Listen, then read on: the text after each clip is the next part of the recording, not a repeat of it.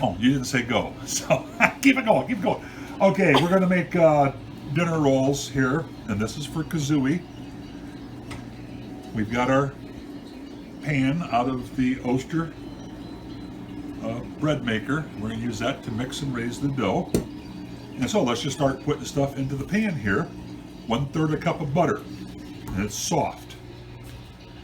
And then we're going to take an egg, 1 egg into the bottom. And we're just going to kind of, with our fingers, we're going to just kind of, so that egg yolk breaks. That's all we really want at that point. The egg yolk is broken. So now here I've got 1/2 cup of warm water and 1/2 cup of warm milk. We're going to put that into the pan. In it goes. And here we have 1/3 cup of sugar. And with this, I have put in a teaspoon of salt. That is going into the pan. This could not be simpler. It really couldn't. So now we are going to add our flour. It's a total of 3 3/4 cups. So we're going to just scoop. And this is bread flour. This would be high protein. All-purpose will work as well, but I prefer bread flour. So there is 3/4 cup. And we're going to twist and scoop. That's 1 3/4 cups. Now we're adding a tablespoon of instant yeast is what I use. And I can show you, this is the brand that I use. It's Fleischmann's Instant Yeast. You can use SAF Instant Yeast. You can use regular yeast. The regular yeast may take a little bit longer to raise, but that's the only difference. You do not have to proof it if you're mixing it in a bread maker. If you're using a mixer, then proof your yeast with a little bit of the water and a little bit of the sugar. Make sure it foams.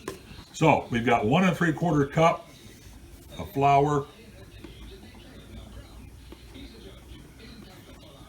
That's 2 3/4 cup. And 3 3/4 cup. There's our flour. We're going to put this in to the bread maker over here. And this is an Oster bread maker. Put the pan in, lock it down, and we are going to set it for level 9, which is dough. All that's going to do is going to mix it, knead it, and let it raise once. Takes an hour and a half. We'll see you back in 90 minutes. Okay, it has been an hour and a half. Let's check out our bread maker here. And oh my, look at how much that has raised. So we give that a little push there. We're going to just bring the bowl out. Let's take it over to the table here. Push that out of the way. And see if we can get the camera set up here so we can all see.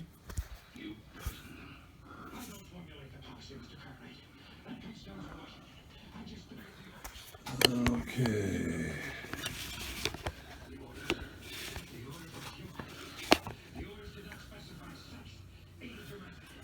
So, let's just see. Get that out. And so there is what our dough looks like. We're going to just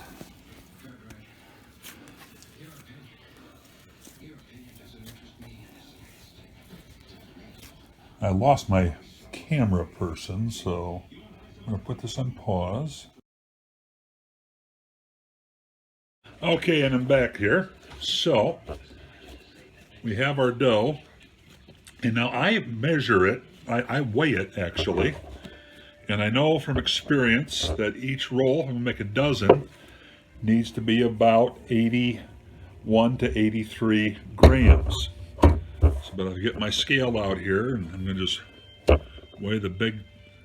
So we're at 1,011 grams here. If we divide that by 12, we're going to be somewhere around 82 to 83 grams for each roll. So I'm going to continue to weigh them. I'm just using a knife. You can't really see it. But there we go, 82 grams. So now I'm just rolling it around. Now I'm going to go like this with my hand and just push the dough through. Keep going.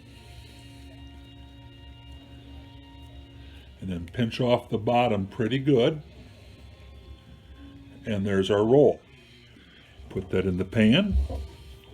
We're going to do a dozen of them like that. So let us just, and there's my pan. Let me see if I can come back on that.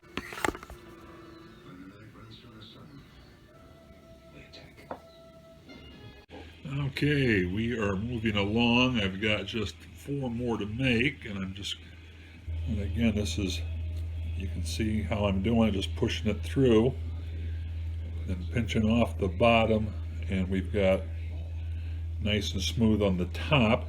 They don't all turn out that well, but we try. Just dropped a little bit there. That happens. But once we get, you can see I'm just pushing through, and that gives you a smooth top. And you ask why I weigh them, and that there's 2 reasons to weigh each roll. You want them to be all pretty much the same size, obviously, but it also then helps when they bake. You don't have to worry about if you've got some that are really large and some that are really small.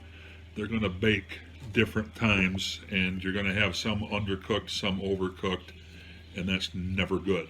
So, but here we are now, last one. And we'll put that in the pan, and then we gotta, okay, so here they are in my pan. There's a dozen of them. That's a 9x13 pan. We use this one to make lasagna. And now I'm just going to take some pan coating, Pam, whatever you want to call it. It's basically canola oil. And we're just going to give it a really quick spray there. That's all it needs. And then we're going to bring them over. And I had my oven on earlier. Baked some banana bread, so it's warm in there. Whoops, they rolled a little bit. Don't let that happen. So, but there we go. And we're just going to let them raise for, I don't know, half hour, 45 minutes. It all depends on the yeast you use and how warm and how draft free it is. So when they're raised up, we'll be back. Okay, it's been a half hour. Let's see what we've got. And those look pretty good. So what we're going to do is I'm just going to leave those in the oven, and I'm going to turn it up to 350 degrees. And we're going to let those bake for about a half hour. We'll check them after 25 minutes to see how they're doing. Okay, it's been 25 minutes. Let's take a little look and see what we got. And oh my, I think those turned out really well. So let me get a pot holder here. Let's turn the oven off. And oh my, yes. Those have turned out really well. And notice how much more they've raised up. So now I've got somewhere. Here it is. I got some butter flavored Pam, or this is the store brand here, but it's the same thing. Butter flavored non-stick cooking spray. You can also just spray them with, or rub them with butter or whatnot, but this works really well. And that's it. That is your dinner rolls. So hope you all enjoy.